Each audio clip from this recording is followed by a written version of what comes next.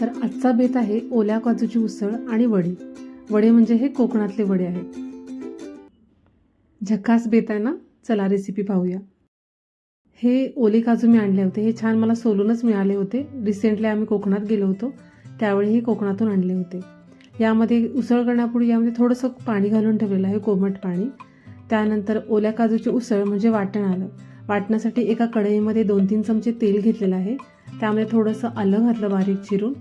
त्यानंतर 5-6 लसूण पाकळ्या आणि काही खडे मसाले, धने, जिरे, लवंग आणि 2-3 मिरी हे असं छान तेलावर परतून घेतलं. त्यानंतर 2 उभे चिरलेले कांदे घातले. आता हे कांदेसुद्धा छान तेलावर परतून घेणार आहे. कांदा थोडासा लालसर होत आला, त्यानंतर त्यामध्ये घातलेलं आहे पाववाटी सुकं खोबरं. आता हे खोबरंसुद्धा तेलावर परतून घेणार आहे. सुकं खोबरं घातलं, त्याचबरोबर पाववाटी ओलं खोबरंसुद्धा घातलेलं आहे. आता हे दोन्हीसुद्धा छान तेलावर परतून घ्यायचं आहे. कांदा खोबरं छान भाजून झालं, त्यानंतर गॅस बंद केलेला आहे आणि थोडी कोथिंबीर घातलेली आहे.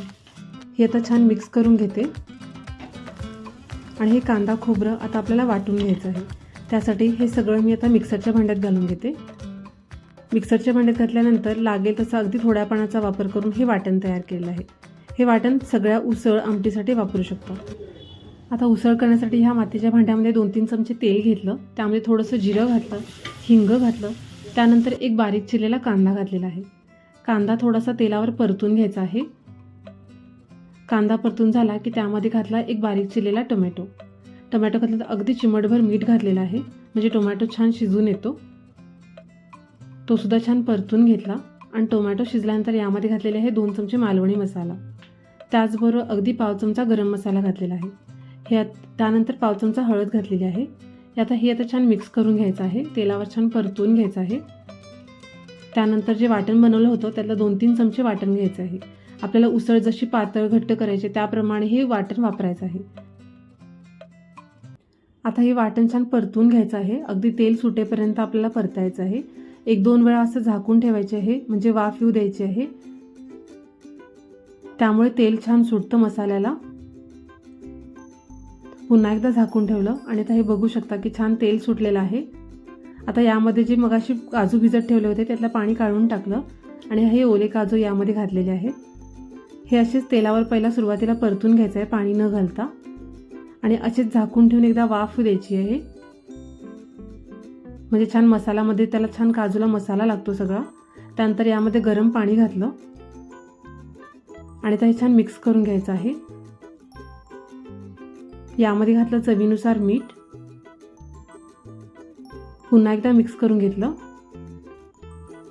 आता याला छान उकळी येऊ द्यायची आहे, त्यासाठी झाकून ठेवलं. ओले काजू हे 8 ते 10 मिनिटात शिजू शकतात.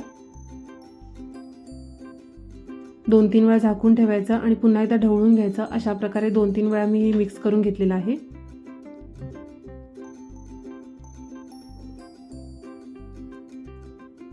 आता इथे काजू ऑलमोस्ट शिजत आलेले आहेत. यामध्ये घातली कोथिंबीर. मी उसळ मातीच्या भांड्यात करते. मातीच्या भांड्यामध्ये गॅस बंद जरी केला तरी ते पुन्हा पुढचे 5 मिनिटं शिजत राहते. त्यामुळे मी आता गॅस बंद केलेला आहे. आणि बघू शकता इथे ही काजूची उसळ तयार आहे. ही उसळ तुम्ही भाकरीसोबत, पोळीसोबत खाऊ शकता. इथे मी हे वडे केलेले आहेत आणि मस्त ह्या काजूच्या उसळीबरोबर हे वडे असा छान बेत केलेला आहे. तुम्ही सुद्धा ही रेसिपी नक्की ट्राय करा आणि आवडली तर माझ्या चॅनलला सबस्क्राईब नक्की करा. Bye bye.